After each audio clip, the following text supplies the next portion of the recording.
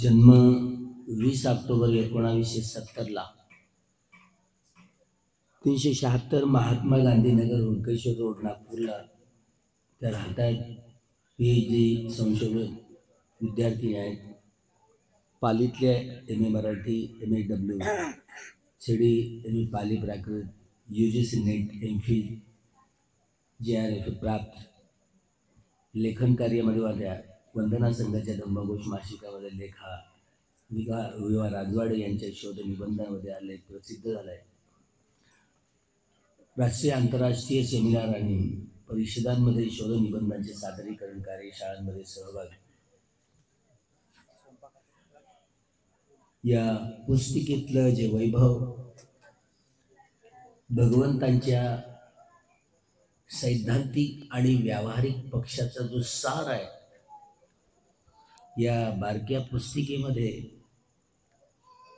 वेगवेगळ्या स्वभावाच्या व्यक्ती ओळखून अनापान आणि इतरत्र शमत भावनेचे कम्मठान, या अभ्यासाविषयी आणि विपश्यना कम्मठानाच्या अभ्यासाविषयीच्या विशेषतः शिलानंद महास्थळ यांनी सतीपठ्ठान या बोधी अंगाचा अभ्यास करून त्यांनी अर्हत्व प्राप्त केलं असं आम्हाला सांगण्यात आलं. 4 सतीपठ्ठान, 4 सम्यक प्रधान, 4 इद्दीपाद, 5 बल, 5 इंद्रिया, 7 भोजंग, अर्यो अठ्ठांगिको मग्गो, हे जे 37 अंग आहेत आपल्याला धम्मचक्र प्रवर्तन सूक्तामध्ये प्रामुख्याने सांगितलं जातं. मध्यमा पटिपदा हा मध्यम मार्ग आहे. भगवंताचा हा सद्धम्म आजी कल्याण, मज्ज कल्याण, अंत कल्याण. तो सुरुवातीलाही कल्याणकारी आहे, मध्यालाही कल्याणकारी आहे आणि अंतालाही कल्याणकारी. जसं की शिलानंद भंतेंनी या सतीपठ्ठानाला हे बोधी ज्ञानाचा जो सार आहे, हे बोधी अंग पहिले जे 4 सतीपठ्ठान आहेत बोधी अंगातले, कायानुपස්සना हे सुरुवातीलाही कल्याणकारी अंग आहे. वेदनानुपස්සना, चित्तानुपස්සना हे मध्यालाही दोन्ही कल्याणकारी, धम्मानुपස්සना अंतालाही कल्याणकारी. त्यामुळं हे 4 सतीपठ्ठाना देखील मध्यमा पटिपदा समजलं जातं. 4 इद्दीपादाला मध्यमा पटिपदा समजलं जातं. 4 सम्यक प्रधानाला मध्यमा पटिपदा समजलं जातं. 5 बलांना मध्यमा पटिपदा समजलं जातं. 5 इंद्रियांना मध्यमा पटिपदा समजलं जातं. 7 भोजंगांना देखील मध्यमा पटिपदा म्हणूनच समजलं जातं. अर्यो अठ्ठांगिको मग्गो याला देखील मध्यमा पटिपदा म्हणून हा मध्यम मार्गच आहे. हे क्रमशः बोधी ज्ञान धारण करण्याची प्रक्रिया आहे. क्रमशः सुरुवातीपासून अंतापर्यंत. भगवान बुद्धांनी जी बोधी प्राप्त केली ती मिथ्या नाही, ती सम्यक आहे. म्हणून भगवान बुद्धांचं हे संबोधी ज्ञान जे संपूर्णत्वाकडे पोहोचवते, संपूर्णत्व सिद्ध करते, संपूर्णत्व आचरणात उतरतं. ज्यांनी 30ही पारमितांचा डोंगर परिपूर्ण केला ते स्वयंगुरु असतात. या बोधी ज्ञानाचा आविष्कार करतात आणि या सैद्धांतिक आणि व्यावहारिक पक्षाची परिपूर्णता ज्यामध्ये साठवलेली असते त्याचा स्वतः आविष्कार करतात. म्हणून ते स्वयंगुरु आहेत. त्यांचे कोणी गुरु नसतात सम्यक संबुद्धांचे.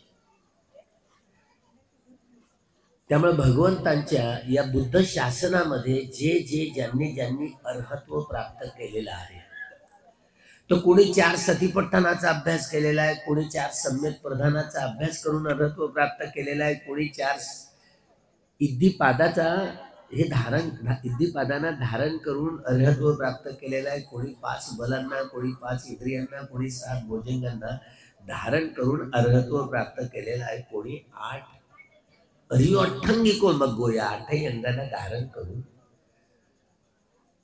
हे बोधी प्राप्त केलेले आहे, अर्हत्व प्राप्त केलेले आहे. शिलानंद भंतेजींनी जे पहिले 4 अंग म्हणतो ना सतीपठ्ठणाचे, कायानुपස්සना, वेदनानुपස්සना, चित्तानुपස්සना आणि धम्मानुपස්සना, हे अंग क्रमशः धारण केले जातात. कायानुपස්සनेचा अभ्यास करताना ज्यामध्ये शिलानंद भंतेंनी देखील जे कम्मठान सुरुवातीला घेतलं ते आनापानच घेतलं. आनापानच कम्मठान. शिलानंद भंतेंना तुम्ही जो अभ्यास करताय आनापानचा कसा करताय, सो सतो संपजान. बघा, सो सतो संपजान. एकदा सती जुळली की संप्रजन्य जुळतं. एकदा सती जुळली की संप्रजन्य जुळतं. सो सतो संपजान.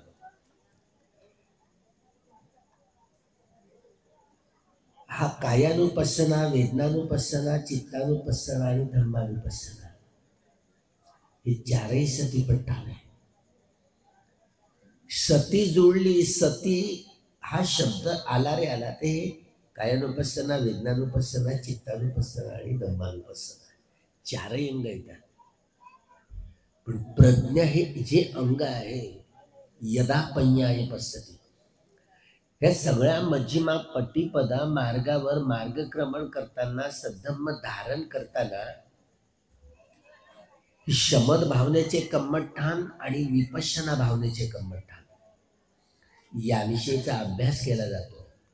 शिलानंद भंतेंनी आनापानचं हे कम्मठान घेतलेलं आहे. त्यांना जेव्हा विचारण्यात आलं तर ते मी श्वासावर जसा येतोय सो सतो व संपजान.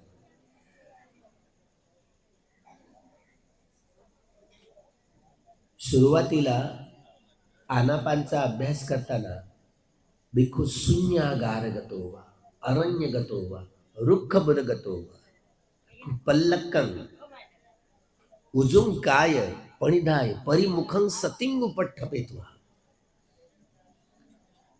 म्हणजे काया सरळ एखादा भिक्षू शून्यागारामध्ये जाऊन, जंगलामध्ये जाऊन, अरण्यामध्ये जाऊन, वृक्षामध्ये जाऊन पालथी मारून काया सरळ करून बसतो.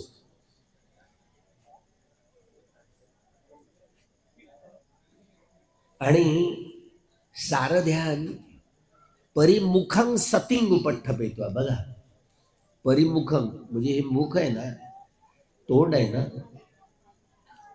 परिमुखं सतिंग उपठ्ठपेत्वा, मुखाच्या वरचा भाग.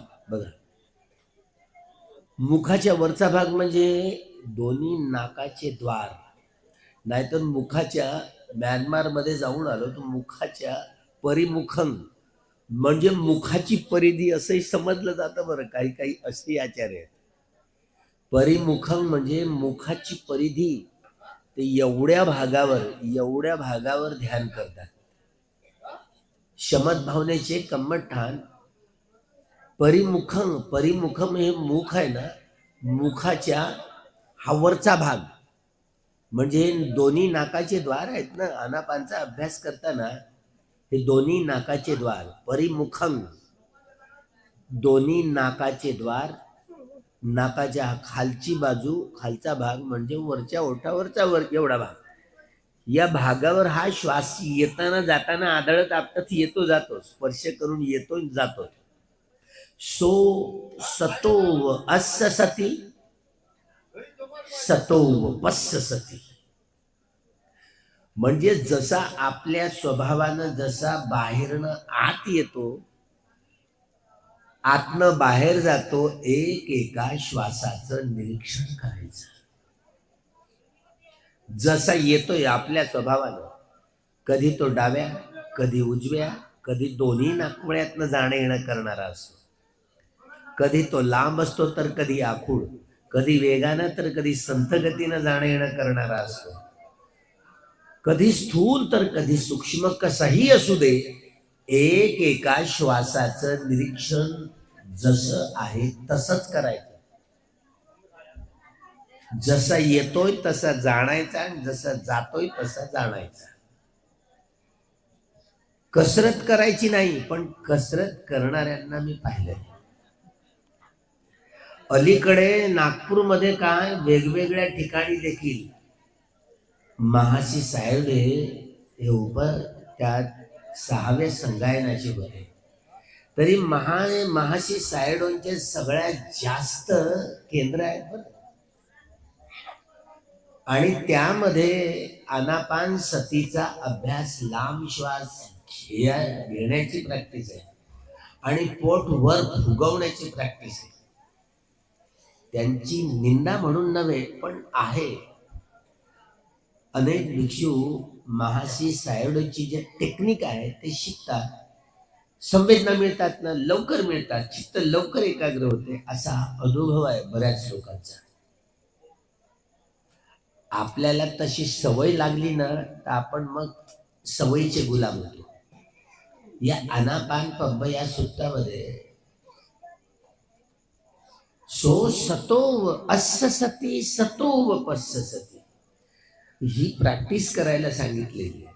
दीर्घ आहे तर दीर्घ आहे. दिगंगवा अस्य संतो दिगंग अस्य सामी इति पजानाति. दिगंगवा पस्य संतो दिगंग पस्य सामी इति पजानाति. रसंगवा अस्य संतो रसंग अस्य सामी इति पजानाति. रसंगवा पस्य संतो रसंग पस्य सामी इति पजानाति. परवा एक नागपुरात प्राध्यापिका मिळाली. तिनं विपश्यनाचा अभ्यास नाही केला, पण गोयंका गुरुजींचे 10-15 मिनिटाचे जे आनापान सतीचे कॅसेट नेहमी ती ऐकत राहते, तशी प्रॅक्टिस करते. प्रॅक्टिस करता करता हा श्वासावर श्वास जसा येतोय तसा जाणायचा आणि जसा जातोय तसा जाणायचा. पहा, ते अजून तिने शिबिर केलेलं नाही, पण हा श्वासाचा अभ्यास करता करता सारं शरीर एवढं हलकं फुलकं झालं आणि असं तरंगत की काय असा हा अनुभव केलाय बघा. म्हणजे आपण अभ्यास करताना त्यांना काय माहिती, वेदना शिबिरच केलं नाही,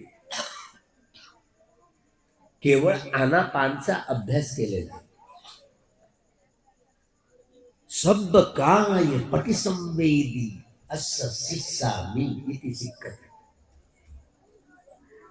सब काय पटिसंवेदी पस्य सिस्सामि इति सिक्खते. सारी काया संवेदनशील होऊन श्वास घेणं आणि श्वास सोडणं ती शिकलेली. पण या संवेदना अतिसूक्ष्म बघा, अतिसूक्ष्म आहेत. चित्त एकाग्र झालंय की नाही बघा, चित्त एकाग्र झालंय की नाही. समाहितं वा चित्तं समाहितं चित्तं ते पजाना.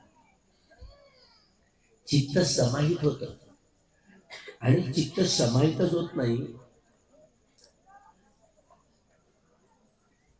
महगतं वा चित्तं महगतं चित्तं ते पजाना. अमहगतं वा चित्तं अमहगतं चित्तं ते पजाना. महगत चित्त जे रूपावचर 15 आणि अरूपावचर 12 हे 27 प्रकारचं चित्त महगत चित्त असतं.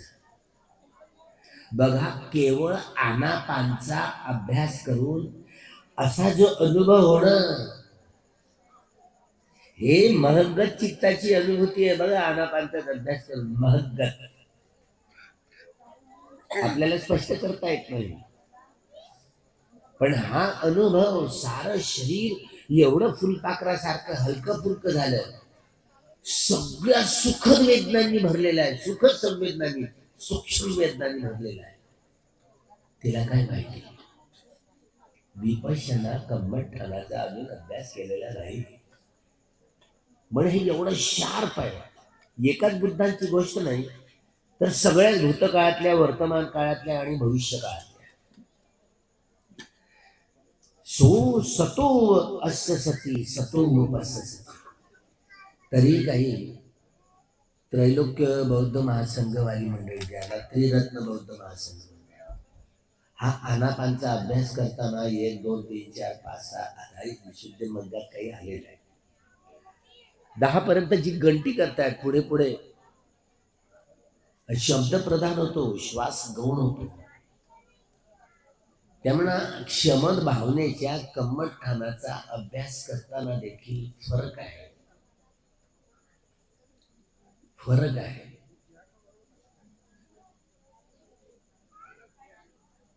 जो अभ्यास करणारा वर्ग आहे म्यानमार मध्ये, गुरुजी या गोयंका गुरुजी या आनापानच्या अभ्यासाविरोधी कोणाची काय निंदा करावी, पण बऱ्याच प्रकारचे शमन भावनेचे देखील कम्मठठाणाचा अभ्यास करण्याच्या वेगवेगळ्या पद्धती आहेत. यामध्ये एकवाक्यता नाही आलेली. बाकीच्यांचा 16 जे स्थविरवादी, ज्याला थेरावादी पर्यायांची मंडळी म्हणतात, त्यामुळं या कम्मठठाणाच्या अभ्यासामध्ये शिलानंद भंतेजींनी ज्या कम्मठठाणाचा अभ्यास करून त्यांनी जे अर्हत्व प्राप्त केलं असं जे आपण ऐकतो ते सतीपट्टणाचे 4 अंग. काय कायानुपस्सी विहरते, त्यांनी देखील आनापान या कम्मठठाणावरती अभ्यास केलेला आहे. त्यांना फक्त एवढंच विचारणार तुम्ही कसा अभ्यास केला, एवढंच बोलले. सतो अस्य सती सतो अस्य सती.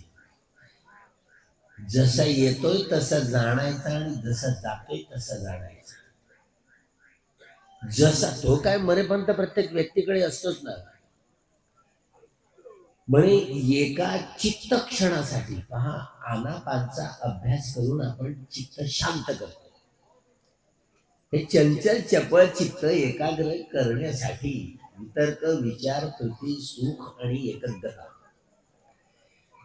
हे 5 चैतसिक आहेत. 52 चैतसिकांपैकी या 5 चैतसिकांना एकत्र आणण्याचा, एकत्र करण्याचे हे शमन भावनेच्या कम्मठठाणाच्या आधारावर प्रयोग केले जातात. हा जो आनापानचा अभ्यास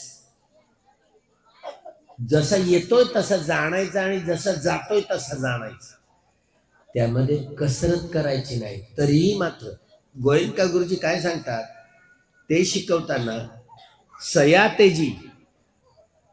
सयातेजीच्या मेडिटेशन सेंटर मध्ये मी गेलो. सयातेजी हा आनापानचा अभ्यास कसा शिकवायचे ते ज्या शून्यागारामध्ये ध्यान करत होते त्या शून्यागाराच्या समोर बसून ध्यान केले. तिथल्या आचार्यांना विचारलं की सयातेजी हा आनापानचा अभ्यास कसा शिकवायचे. यामध्ये आनापानच्या कम्मठठाणाला वेबू सयादो, त्यांच्या पुस्तिका आहेत ना, आपण एकदा परत नीट वाचा. वेबू सयादो, ज्यामध्ये आनापान मध्ये म्यानमारमध्ये आनापानचा या कम्मठठाणाचा अभ्यास करणारा अग्रभिक्खू म्हणून वेबू सयादो यांच्याकडे पाहिलं जातं. वेबू सयादो देखील 6व्या संगायनामध्ये होते. वेबू सयादो म्हणजे हे जेवढे शमत भावनेच्या कम्मठठाणापैकी आनापान सतीचं हे जे कम्मठठाण आहे शमत भावनेचं, हे सगळ्यात शार्प आहे. पण जसं आहे तसाच अभ्यास करायचा हा क्रायटेरिया वेबू सयादा, ज्यात आनापानच्या 8 कथा आहेत या कम्मठठाणाच्या, त्याचे आधार देत त्यांचा पुरुष त्यांचं ग्रंथ नीट वाचला पाहिजे. म्हणजे ते ज्या गुफेमध्ये त्यांनी अनागामी फळापर्यंत ते पोहोचले होते, वेबू सयादा, त्या गुफेत जाऊन आम्ही 1 तास ध्यान केलं. 1 तास ध्यान केलं. पुढे उबाखीन गुरुजी त्यांच्याकडे गेल्यानंतर 10 दिवसाचं चिवर घेतलं वेबू सयादोकडून 10 दिवसाचं चिवर घेतलंय. 10 दिवस त्यांच्याकडे राहिले आणि नंतर निमंत्रण सयादे कडून जशी हे जे टेक्निक जसं आलं तसंच लैदी सयादूकडून भदंत तसंच उबाखील गुरुजींकडे आलं. ही गुरु शिष्य परंपरा.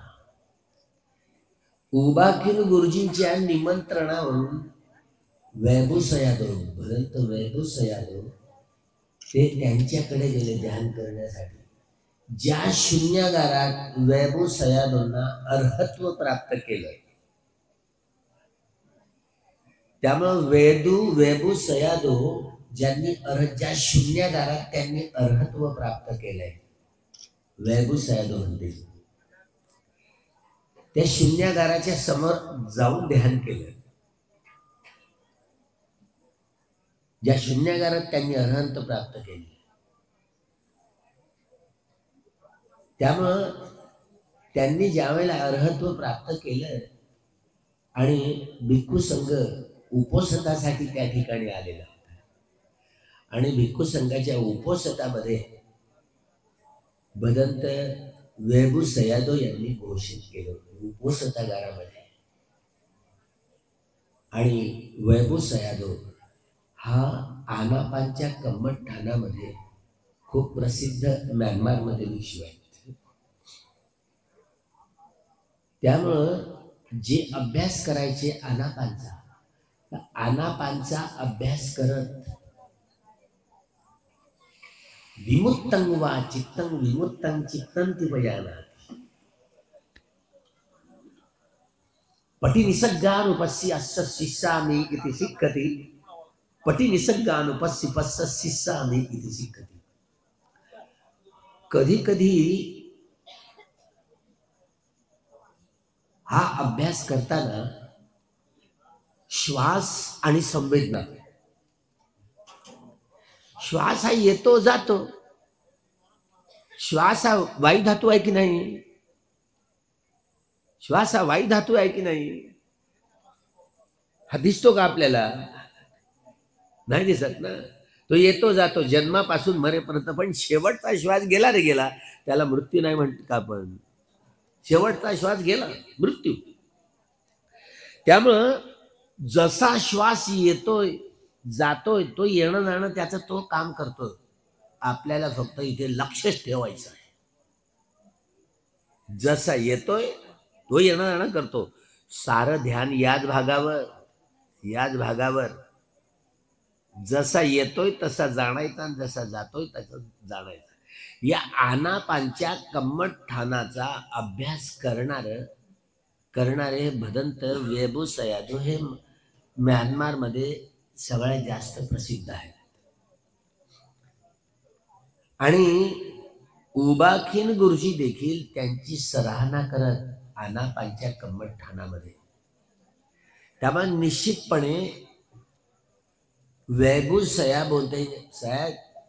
सयादो या भदंताच्या मोनेस्ट्रीत आनापानचा अभ्यास परफेक्ट शिकवला जातो.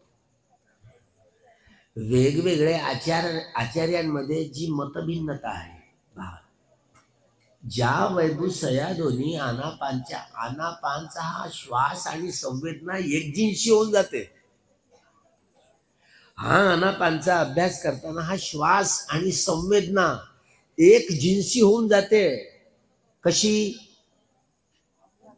एक लहानचा सूक्ष्म श्वास केसासारखा असो की सुतासारखा असो, धाग्यासारखा असो, सूक्ष्म श्वास झाला ना तर श्वास येतो की नाही, श्वास आणि संवेदना जुळून जाते. लहानचा जरी श्वास घेतला ना, प्रत्यंगातल्या साऱ्या शरीरातल्या संवेदना एका क्षणात माहिती पडतात.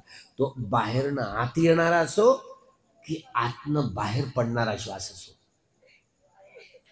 एवढ्याशा सूक्ष्म श्वासात सारं शरीर तरंगत होतं.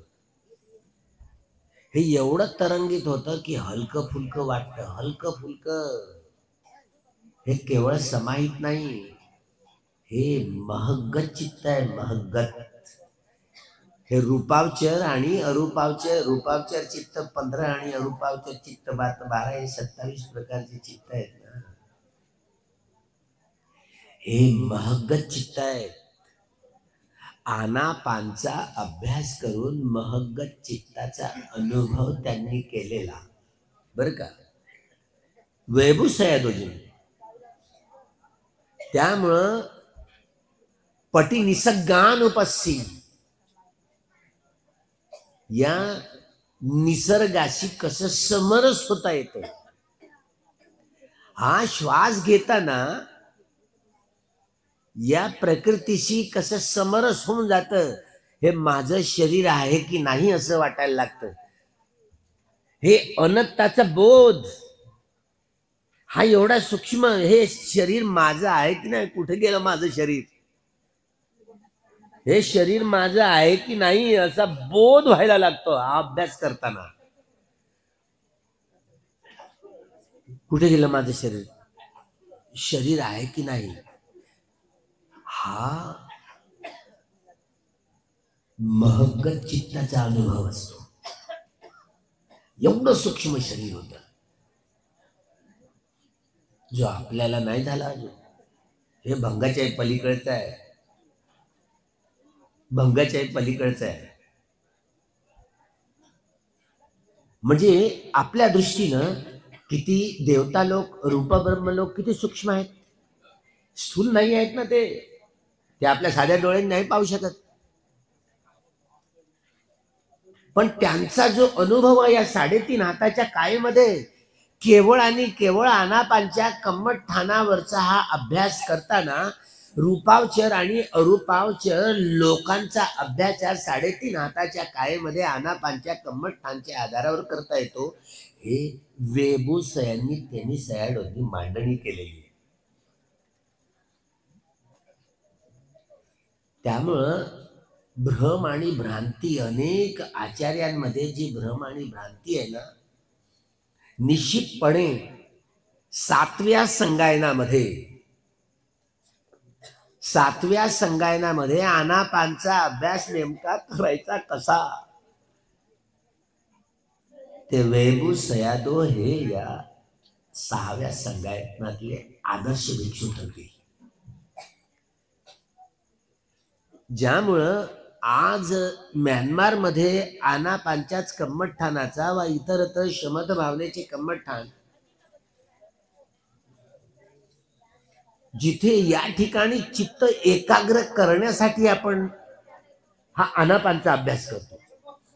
म्हणजे वितर्क, विचार, प्रीती, सुख, एकाग्रता हे 5ही ध्यानाचे अंग एकवटले पाहिजेत.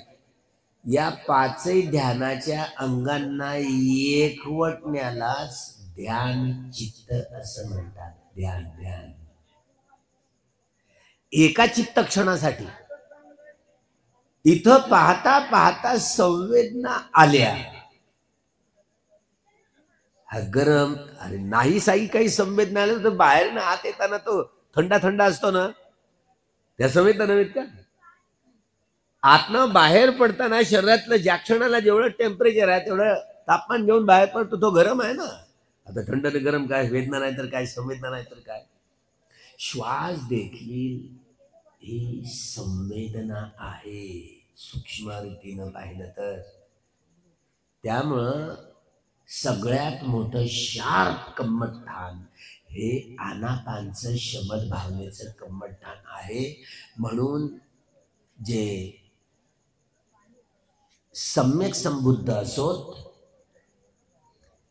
की पश्चेत बुद्ध असोत, ते सम्यक संबुद्ध व पश्चेत बुद्धत्व प्राप्त करताना आनापान सतीचं कम्मठाणाचा अभ्यास करतात, प्रियॉरिटी त्यांना देतात.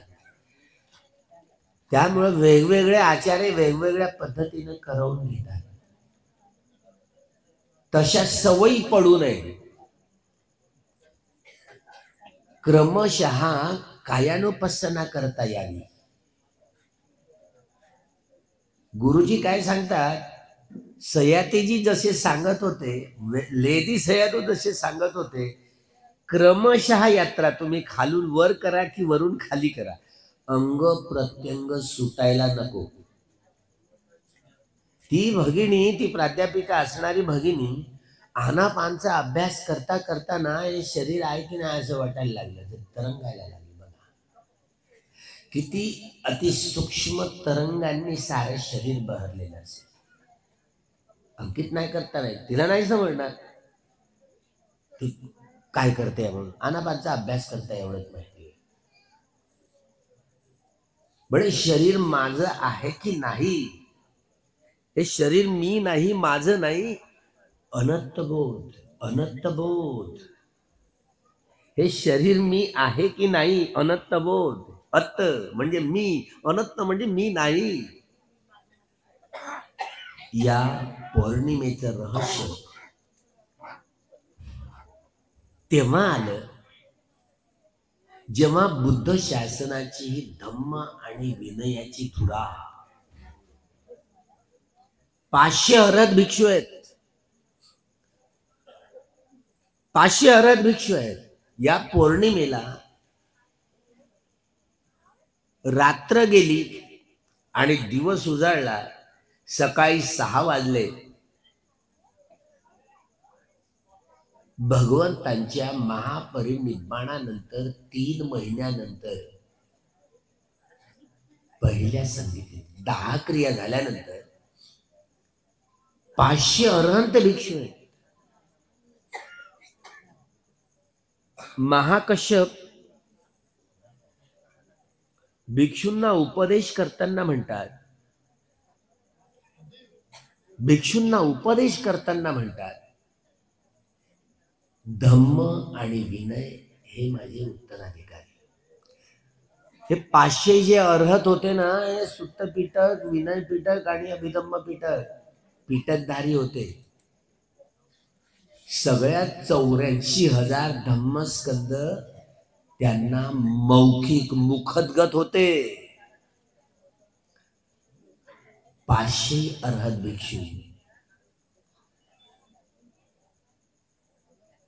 या संगायनामध्ये जे 500 अरहंत भिक्षू त्रिपिटकधारी होते. मौखिक ही परिपूर्णता, परिशुद्धता पहिल्या संगायनामध्ये होती. भगवंतांच्या महापरिनिर्वाणानंतर 3 महिन्यानंतर ही संगीती बोलावली गेली. 3 महिन्यानंतर. त्यामुळे भगवंताचं जे महापरिनिर्वाण आहे ना, ते वैशाख पौर्णिमेला, आणि वैशाख पौर्णिमा महापरिनिर्वाणाच्या वेळेला त्या अतिरिक्त महिना आलेला होता. आपण कधी वाचन करतो की नाही, की हे अरहंत भिक्षू असले पाहिजे. सुभद्र भिक्षूंच्या जसा तोंडातने निघाले शब्द, बरं झाले आता भगवंत गेले, असं करा रे, तसं करा रे, धम्म विनयाचं पालन करा रे, बरं झालं, मुक्त झालं, मोकळे झालो. आता जसं मनात येईल तसं करू. आणि भ्रम आणि भ्रांती दिसायला लागली. म्हणून भगवंतांची ही वाणी स्वतःमध्ये जी परिपूर्ण आणि परिशुद्ध आहे, तिची परिपूर्णता आणि परिशुद्धता कायम राखण्यासाठी पहिल्या संगायचं आवाहन केलं गेलं. हा अरहंत भिक्षूंचा ताफा. आणि याला 4 महिन्याची संधी दिली गेली. 4 महिन्याची. आपल्याला वाचनात वाटतं 3 महिन्यानंतर संगीती बोलून 4 महिने कशी संधी दिली. हा वैशाख महिना अतिरिक्त महिना आलेला होता. त्यामुळे तो महिना त्यात पकडला जातो, म्हणून ते 4 महिने होतात.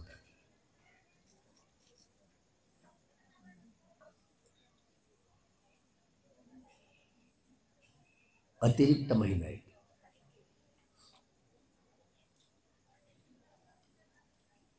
या 4 महिने भिक्षू आनंदाला संधी दिली गेली. काळ नाही, व्यक्ती शोतापत्तीस फळाला पोहोचलेली होती. आणि भिक्षू आनंदाला यांचं कम्मठाण बदललंय.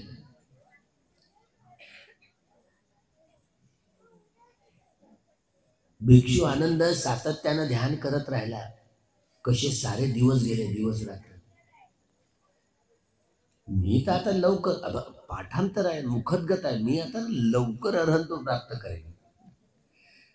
बघा, लवकर अनंत प्राप्त करेल. कशाला? 4 महिन्याची फक्त शेवटची रात्र राहिली. महाकाश्यपांना समजलं. महाकाश्यप म्हणाले, अरे अर्हत, अजून काही त्यांनी अर्हत्व प्राप्त केलेलं नाही आणि शेवटची रात्र आता शिल्लक आहे. पहा, आणि हे रात्र शेवटची शिल्लक आहे आणि अजूनही त्यांनी अर्हत्व प्राप्त केलेलं नाही. म्हणून त्यांच्याकडे इद्दीबलान जातात ना, ज्या ठिकाणी ध्यान करते. ते गेल्यानंतर त्यांचं कम्मठान बदलतात. तू काय करतो असेल का? बघा, ज्या अभ्यासाच्या आधारावर आनंद भिक्षू,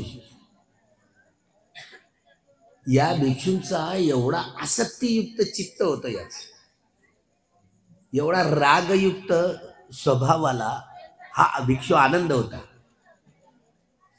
आसक्तीयुक्त. त्यामुळे याला अशुभ भावनेचं जे कम्मठान दिलं, अशुभ भावनेचं, या अशुभ भावनेमध्ये खणिक समाधीपासून उपचार पासून अर्पणा, पुढे ज्या ब्रह्मविहारामध्ये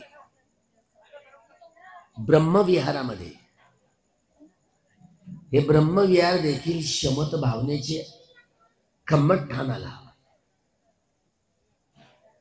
आपल्याला खूप लाभदायी ठरतात.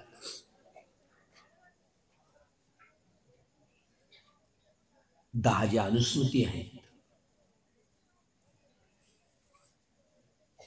त्या अनुस्मृती पैकीच आनापानसती 10वी.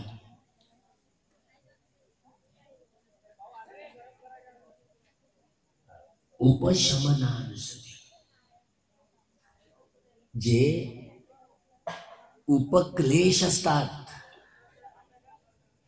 विपश्यनेचे उपक्लेश, ते देखील आनापानच्या अभ्यासामध्ये एवढा सूक्ष्म अभ्यास ज्यांचा असला, जसे सयादो वैभू सयादो 6ही प्रकारच्या अभिज्ञामध्ये त्यांनी संपूर्णता परिपूर्णत्वाची गाठली ना, ते आनापानच्या या कम्मठानाच्या आधारावर.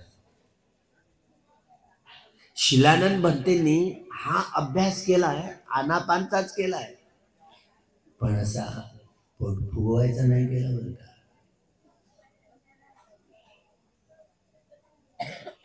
त्यामुळं वेगवेगळ्या पद्धतीनं लोक अभ्यास करणार आहे. त्यामुळं आनापान सतीचा अभ्यास करण्यामध्ये गोंधळ होतोय, एकवाक्यता नाही आहे. ही एकवाक्यता यावी यासाठी धूमचक्र प्रक्रिया सुरू आहे. ज्या लोकांनी ज्या कम्मठानाच्या आधारावर आपल्या मनाला समाहित, शमत भावनेच्या कम्मठानावर समाहित करण्याचा प्रयत्न केला, एका चित्त क्षणासाठी वेदना कुठलीही असू दे, सुखावेदना, दुःखावेदना, अधुका सुखावेदना, या शारीरिक वेदना, सौमनस्य आणि दौर्मनस्य या चैतसिक वेदना कुठलीही असू दे, वेदनेच्या उत्पत्तीचा क्षण, वेदना जोपर्यंत राहते तो स्थितीचा क्षण आणि भंगत्वाचा क्षण, या तीनही वेदनेच्या क्षणां मिळून एक चित्त क्षण तयार होतो. एका चित्त क्षणासाठी या शमत भावनेच्या विपश्यना, म्हणजे विशेष करून पाहणं, विपश्यनेचं कम्मठान हे संवेदना असते आणि हे शमत भावनेचे कम्मठान आपण संवेदना पाहण्यासाठी, जाणण्यासाठी अभ्यास करावा. हे खरं आहे की महासी सयादोची मंडळी लांब श्वास घेतात, पोट फुगवतात, लांब श्वास सोडतात, पोट आतमध्ये नेतात, त्यामुळे संवेदना मिळतात, बरोबर आहे. पण तशीच सवय लागते, तशीच सवय लागते. त्यामुळे चित्त समाहित करण्यासाठीचा वेदना मिळाली, पण वेदना तिचा भोक्ता भाव आहे की समता भाव आहे? सो सतोव संपजानो, जेव्हा सती जुळली भोक्ता भाव नसला, समता भाव असला तरच संप्रज्ञानी होतो. समता भाव नसला तर तो भोक्ता भाव ठरतो. अनेक लोक या प्राक्ष्टीच्या नावावर भोक्ता भावामध्ये रमण करतात. भोक्ता भाव असला तर ती विपश्यना नाही, हे लक्षात ठेवा. वैभव सयादो आपल्या ग्रंथामध्ये आनापानचा अभ्यास करताना श्वास कसा एक वेळ अशी येते की श्वास घेताना पोट बाहेर येतं आणि श्वास सोडताना पोट आतमध्ये जातं. याचा अर्थ असा नाही की तशीच प्रॅक्टिस केली पाहिजे. ही कसरत झाली, हा व्यायाम झाला. नैसर्गिक स्वाभाविक शुद्ध श्वास झाला नाही. जसा बाहेरनं आत येतोय, आतनं बाहेर पडतो, एक एका श्वासाचं जसं येतोय तसा जाणायचा, जसा जातोय तसा जाणायचा, ही प्रॅक्टिस झाली नाही. आणि ही प्रॅक्टिस तुम्ही सोडू नका, नाहीतर भटकाल. बरं, भोक्ता भावामध्ये अनेक लोक रमण करत आहेत. मार्गामध्ये भटकंती होऊ नये. त्यामुळं क्षणिक समाधी म्हणजे एका चित्त क्षणासाठी वेदनेची उत्पत्ती, ती स्थिती आणि भंगत्वाचा क्षण, या तीनही वेदनेच्या क्षणानं याला क्षणिक समाधी म्हणतात. क्षणिक, एका चित्त क्षणासाठी. आनापानचा अभ्यास करताना स्पष्टपणे क्षणिक समाधी आपल्याला कळायला हवी, उपचार समाधी आपल्याला कळायला हवी, अर्पणा समाधी कळायला हवी. या समाधीच्या आधारावरच प्रज्ञेचा अभ्यास करता येतो. समाधी मिथ्या असली तर प्रज्ञा लंगडी असते. म्हणून लोक श्वासाचा आधार घेऊन ढकलून काढतात दुःखद वेदना आल्या तर. ही प्रतिक्रिया आहे. कसं सहजपणे कम्मठानाचा शमद भावनेच्या आणि विपश्यना भावनेच्या कम्मठानाचा अभ्यास अगदी सहजपणे करता यायला हवा. अगदी सहजपणे. म्हणून या पुस्तिकेमध्ये, प्रस्तावनेमध्ये भगवंताकडे वेगवेगळ्या स्वभावाच्या व्यक्ती ज्या संदर्भात आल्या, त्याचा स्वभाव विशेष ओळखून तसे शमद भावनेचे कम्मठान देऊन अभ्यास करवून घेत असत. आनापान सती आणि इतरत्र ते 40 शमद भावनेचे कम्मठान या अभ्यासात ज्या क्षणिक समाधीपासून उपचार आणि उपचार पासून तर अर्पणापर्यंत अर्पणा समाधीपर्यंत पोहोचण्याच्या सगळ्या प्रक्रिया समजावून सांगत असत. या पुस्तिकेच्या प्रस्तावनेमध्ये मी हे लिहिताना हे समजावून सांगण्याचा प्रयत्न केलाय. विविध शुद्धशील, परिशुद्धशील, विशुद्धशील, ज्याला तदंग प्राण असं म्हटलं जातं. शुद्ध समाधी, परिशुद्ध समाधी आणि विशुद्ध समाधी, हे तदंग प्राण म्हणजे अंग प्रत्यंग शरीराचं, मनाचं या शीलरूपी सुगंधाने बहरून जातं. या क्षणिक समाधीपासून उपचार आणि उपचार पासून अर्पणा समाधीपर्यंत पोहोचणं याला विखंबन प्रहाण असं म्हटलं जातं. जसा खंबा गाळलाय ना, अजिबात चित्त भटकत नाही, ज्याला विखंबन प्रहाण, ही समाधीतली परिपूर्णता, याला चित्त विशुद्धी असं म्हटलं जातं. या तदंग प्रहाणाला शील विशुद्धी असं म्हटलं जातं. आणि या प्रहाणाच्या आधारावर, या तदंग प्रहाणाच्या आधारे कसं पुष्ट करायचं त्रिविशील, भिक्षूंसाठी संवरशील, पारिशुद्धीशील आणि पातिमोक्षशील, त्याची ही सगळी प्रक्रिया पूर्णत्वात जाणार. ज्या विविध प्रकारच्या या विखंबन प्रहाराच्या आधारावर ही सम्यक समाधी जी कशी पुष्ट करायची, विखंबन प्रहाण, जी समाधीची परिपूर्णता, ज्याला विखंबन प्रहाण म्हणतात, चित्त विशुद्धी म्हणतात. दुसरा टप्पा विशुद्धी मार्गातला.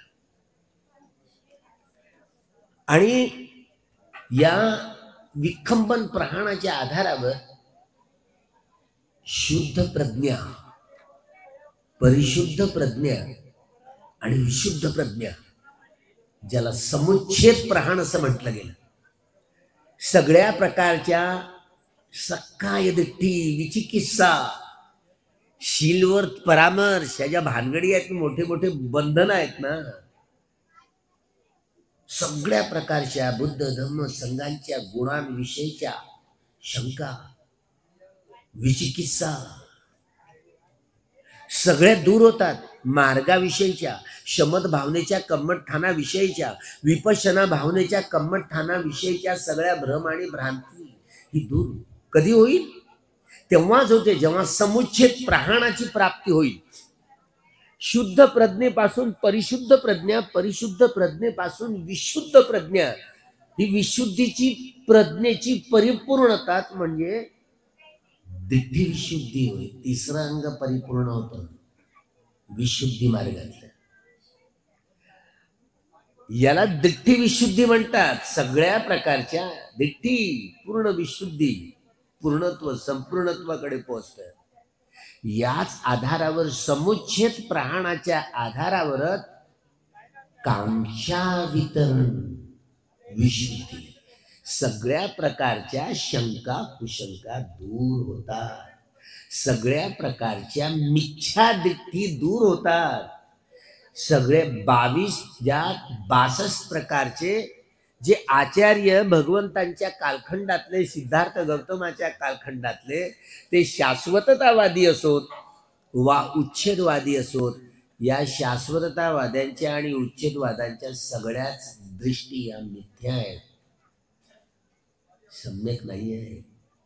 ही दिट्ठी विशुद्धीची संपूर्णत्वाकडे नेणारी प्रक्रिया, हिला समुच्छेद प्रहाण म्हणतात.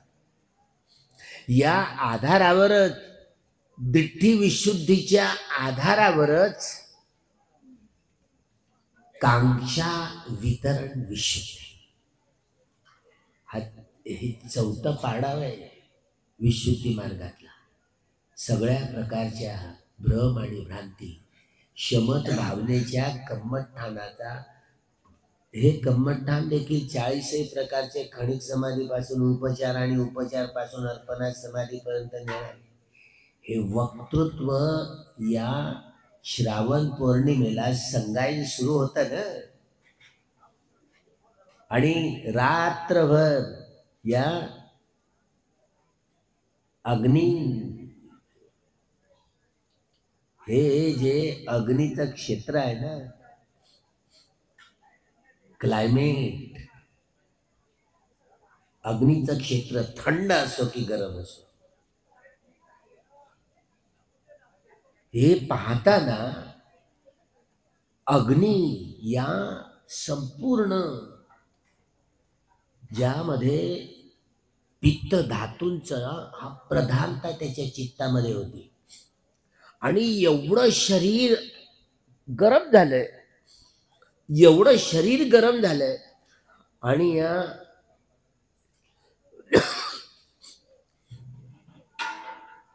आलंबनाच्या आधारावर, या आलंबनाच्या आधारावर भिक्षू आनंद समतेनं पाहत राहिला, आणि समतेनं पाहत राहिला. हळूहळू ही समाधी सैद्धांतिक पक्ष मुखगत आहे, तरी शोतापत्ती फळाला पोहोचलेला आहे. फक्त याची तीनच बंधनं दूर झालेली आहेत: सक्काय, दिठ्ठी, विचिकित्सा आणि सिल्वत परामर्श.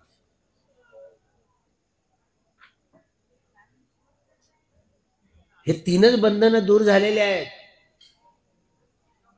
अजूनही दिठ्ठी विशुद्धीची परिपूर्णता गाठता आलेली नाही. त्यामुळं पटिच्च समुत्पाद या तीन बंधनं जी तुटली त्या आधारावर समजावून देण्याचं धार्ष्ट त्याच्यामध्ये होतं. पण ज्यांनी 6 प्रकारच्या अभिज्ञा प्राप्त केलेल्या आहेत त्यांचं वेगळं वैभव होतं पटिच्च समुत्पाद समजावून सांगण्याचं. त्यामुळे हे वैभव भिक्षू आनंदाकडे नव्हतं. म्हणून आनंदांना विचारतायत, भगवंत आनंद तुला पटिच्च समुत्पाद कळला का? आनंद म्हणतो, हो. असं म्हणू नको, पटिच्च समुत्पाद कठीण आहे. जे 6 प्रकारच्या अभिज्ञा ज्ञानामध्ये परिपूर्णता गाठलेल्या महाकाश्यपांकडे हे वैभव होतं. ही दिठ्ठी विशुद्धीची परिपूर्णता आनंदाकडे नाहीये.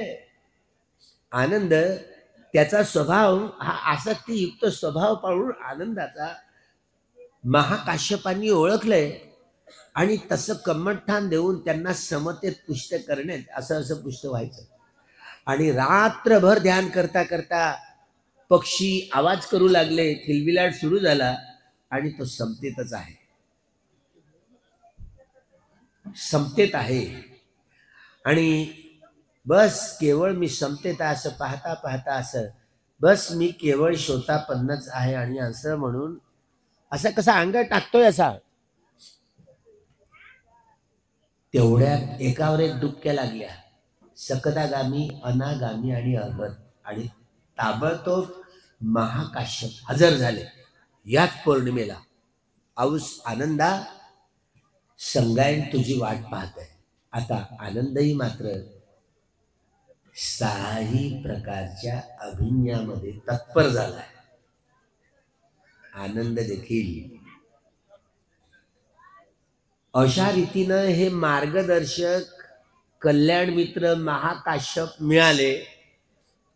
म्हणून आनंदाचं ह्या एकबीजी स्वतःपण नाही, एकबीजी म्हणून याच जीवनात ती व्यक्ती अर्हत्व प्राप्त करू शकली.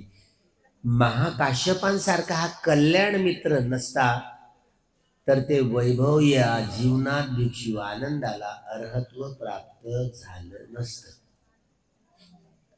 म्हणून आपले 10 पारमितांचे जरी घडे भरले, स्वतःपत्ती फळाला व्यक्ती पोचली असली तरी या भ्रमात राहू नका. तुम्ही त्याच जीवनात तुम्ही अर्हत्व प्राप्त कराल.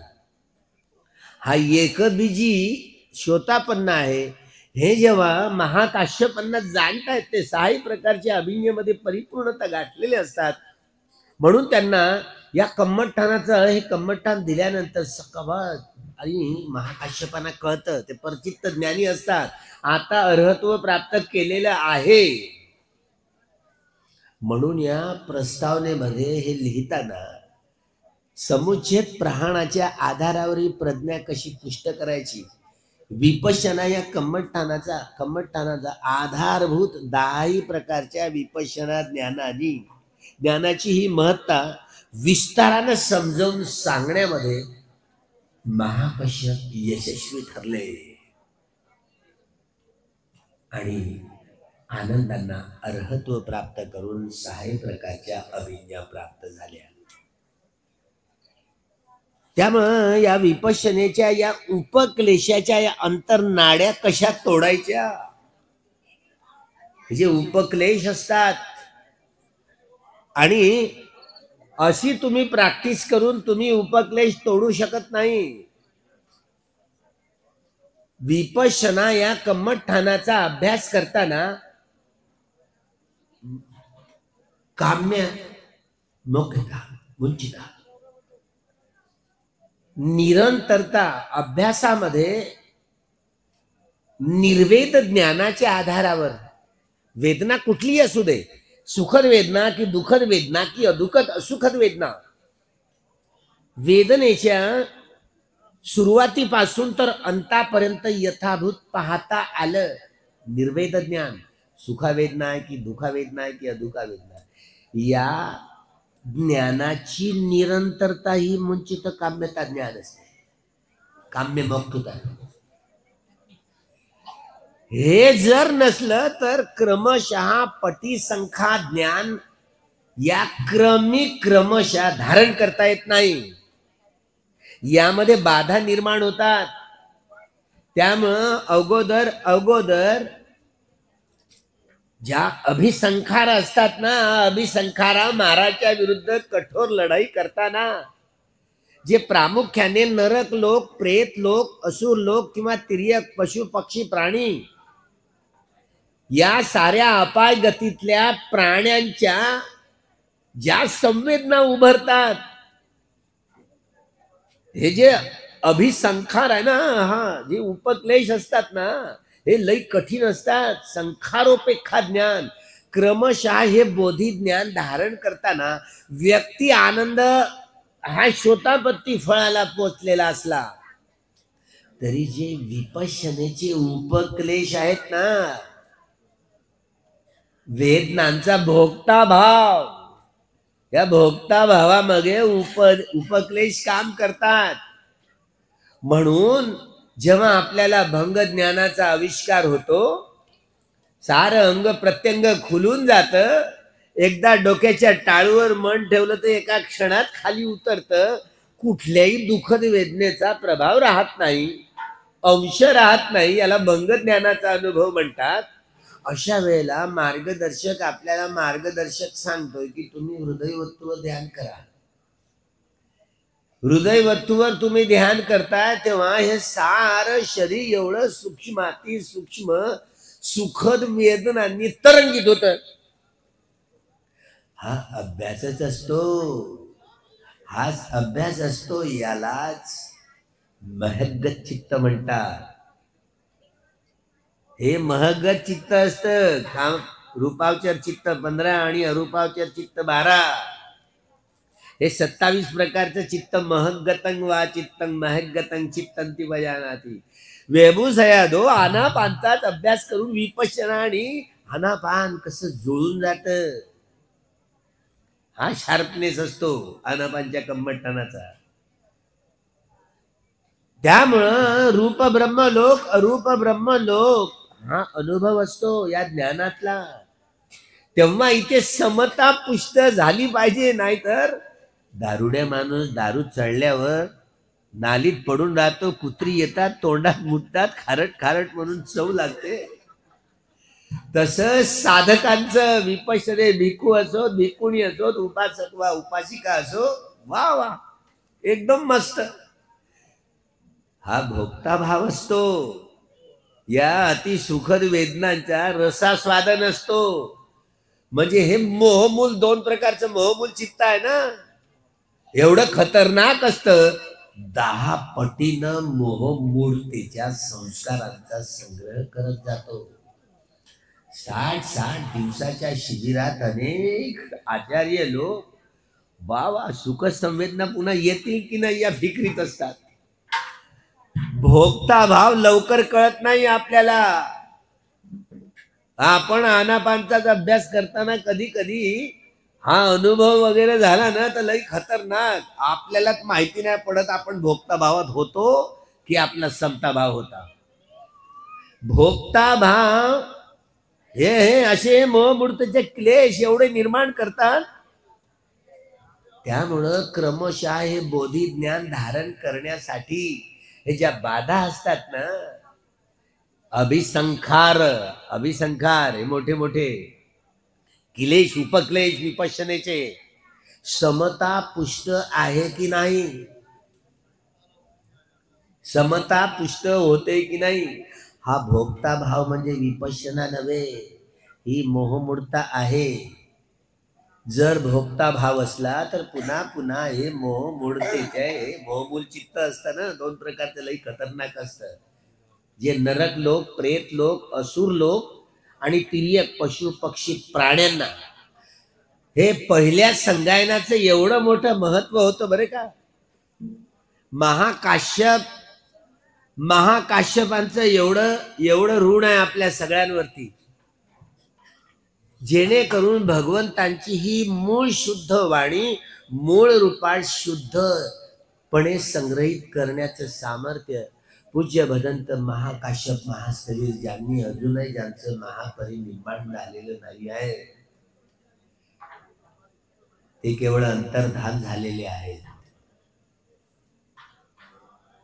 भदंता आमचा वंदन स्वीकार करा. आपल्या या ऋणांच्या प्रभावामुळं या पहिल्या संगायनाचं आव्हान आपण केलंय आणि भगवंतांची मूळ वाणी या श्रावण पौर्णिमेपासून जसं अर्हत्व प्राप्त झालं आणि श्रावण पौर्णिमेपासून हे 7 महिने संगायन चाललं. अभिधम्म हा आनंदाने कथन केलाय. सुत्त आणि अभिधम्म आणि उपाली आणि विनय कथन केलंय. 7 महिने संगायन चाललं सप्तपर्णी गुफेत. बरं झालं कमीत कमी तो प्रसन्न बिंबिसार राजाचा पुत्र अजात शत्रू वडिलांचा खून गेला अपाय गतीत, पण हे मोठं संगायन ना त्या संगायनाचा आधार बनला. प्रसेनजात अजात शत्रू आणि ते सप्तपर्णी गुफांमध्ये 7 महिने संगायन चाललं. श्रावण महिन्यापासून 7 महिने आणि 84,000 धम्मस्कंदांचं संगायन केलं गेलं. भगवंतांच्या वाणीतनं प्रसवलेले हे 82,000 धम्मस्कंद आणि अरहंतांच्या वाणीतनं प्रसवलेले 2,000 धम्मस्कंद, एकूण 84,000 धम्मस्कंदांचं संगायन करून पूजनीय भिक्खू संघाने हे धम्मरूपी रत्न आमच्यासाठी संग्रहित करून ठेवलं. त्या संपूर्ण भिक्खू संघाचे हे ऋण, या ऋणाची आठवण करून कमीत कमी या जो शिलानंद भंतेजींनी हा जो भगवान बुद्धांच्या वचनाचा ज्या ज्या ठिकाणी जो उपदेश केला तो बुद्धांचा आध्यात्मिक संदेश आपापल्या कथनातून ते व्यक्त करत राहिले. त्यामुळे त्या संगायनामध्ये व्यक्त करताना ज्या अरहंतांनी जो सहभाग दिला, अर्थात भिक्षू शिलानंद भंतेजींनी ज्या सतीपठ्ठानाचा क्रमशः अभ्यास करून सतीपठ्ठानाचे 4 अंगर अशा रीतीनं धारण केले. त्यात संज्ञान, उदय विज्ञान, भंग ज्ञान, भय ज्ञान, अभिनव ज्ञान, निबिडा ज्ञान, मुचित काम्यता ज्ञान, पटिसंख्या ज्ञान, संखारोपेक्षा ज्ञान आणि अनुलोम ज्ञान, या 10 प्रकारच्या ज्ञानातली संपूर्ण प्रक्रिया पूर्णत्वात जाऊन तिथे हे गोत्रभुजे अनित्य ज्ञानाच्या आधारावर अनित्याचा बोध करून आर्य सत्याचा साक्षात्कार करण्याची प्रक्रिया, दुःख ज्ञानाच्या आधारावर दुःखाचा बोध करून आर्य सत्याचा साक्षात्कार करण्याची प्रक्रिया, अनंत ज्ञानाच्या आधारावर अनंताचा बोध करून आर्य सत्याचा साक्षात्कार करण्याची प्रक्रिया, ज्या अनुलोम ज्ञानानंतर हे गोत्रभूचित्त जे अनित्याकडून नित्याकडे नेणारं, दुःखाकडून सुखाकडे नेणारं आणि अनंताकडे नेणारं, ज्यामुळे हा विपश्यना कम्मठ्ठानाचा आधारभूत अशा 10 प्रकारच्या विपश्यना ज्ञानाची महत्तारा विस्ताराने समजावून सांगत असत भगवंत आणि त्यांचा भिक्खू संघ. एवढंच नव्हे तर विपश्यनेच्या उपक्लेशाच्या अंतरनाड्या कशा तोडायच्या, मारबंधनांना पार करून मुक्ती कशी मिळवायची याचं मार्गदर्शन कल्याण मित्रांची भूमिका घेऊन पार पाडत असत. म्हणून आपले 10 पारम्यतांचे घडे भरले तरी कल्याण मित्र म्हणून ही मार्गदर्शिका दीर्घजीवी बुद्ध शासनाची मजबूती साध्य करण्यास सहाय्य ठरो. त्यामुळे सतीपठ्ठानाचा ज्यांनी अभ्यास, ज्यांना सतीपठ्ठानाच्या कम्मठ्ठानाचा कसा अभ्यास करायचा हे निश्चितपणे आपण शिलानंद भंतेंकडून जाऊन शिकायला हवं. आपण जरी सैद्धांतिक पक्ष त्याचं वाचन केलेलं असलं तरी या श्रावण पौर्णिमेतलं अंगुली म्हणून बाकी चेती भंतेंनी ज्या ज्या घटना घडल्या त्यातच सांगितलं. पण या दीर्घजीवी बुद्ध शासनाच्या या परिपूर्णत्वाच्या या शासनाची परिपूर्ती ही साध्य करण्यासाठी म्हणून हे पहिलं संगायन अति महत्वाचं होतं. भ्रम आणि भ्रांतीतनं निसटण्यासाठी ज्याला आपण जे चौथ्या प्रकारचा टप्पा म्हणतो ना, ज्याला विशुद्धीची जे 7 टप्पे आहेत, कांक्षा, वितरण, ज्ञान विशुद्धी, तिची सुटका होऊन पुढे मार्ग आणि अमार्ग काय? मार्ग म्हणजे हा समतापुष्ट झाली पाहिजे, अमार्ग म्हणजे भोक्ताभाव आहे, अमार्ग म्हणजे मिथ्याधारणा आहे, भोक्ताभाव आहे. हा मार्ग आहे, हा अमार्ग आहे, हा नीट स्पष्ट होतो, 5वं अंग परिपूर्ण होतो. पटिपदा ज्ञान विशुद्धी, मार्गक्रमण करता क्रमशः चालणं होतं. ज्यामुळे मार्गातले हे एक एक अंग क्रमशः धारण केले जातात. पतिसंख्या, ज्या आधारावर हे गोत्रगोचित्त उत्पन्न होऊन यथाभूत, हे 7वा पाढा यथाभूत ज्ञान विशुद्धी, हे विशुद्धीचे 7ही पाडाव पूर्ण करून महाकाश्यपानी पहिल्या संगायनाचे महत्व समजावून सांगितलं. त्यामुळे या पुस्तिकेचं विमोचन करताना देखील हा पहिल्या संगायनाचं हे सगळं नजर लक्षात घेऊन, दृष्टी लक्षात घेऊन, अर्हंतांच्या वाणीतनं भगवंतांच्या वाणीतलं जे प्रसारण होतं, प्रक्षेपण होतं, त्यामुळं इकडे तिकडे घसरत नाही. त्यामुळे ही दीर्घजीवी प्रक्रिया या बुद्ध शासनाची ही आधारभूत शिला मजबूत होण्यासाठी ही आपल्याला मार्गदर्शक ठरो अशा प्रस्तावनेमध्ये अंकित करून या पुस्तिकेची महत्ता या श्रावण पौर्णिमेच्या निमित्तानं पहिल्या संगायनाचं हे भगवान बुद्धांच्या मूळवाणीची परिशुद्धी विशुद्धी जशी ही बरकरार ठेवणाऱ्या पूजनीय भिक्खू संघांना मी त्रिवार वंदन करून मी याच ठिकाणी थांबतोय. बुद्ध धम्म संघाच्या प्रभावाने आपल्या सर्वांचं मंगल हो, सर्वांचं कल्याण हो, सर्वांचं भलं हो. भवतु सद्मंगलम, भवतु सद्मंगलम, भवतु सद्मंगलम.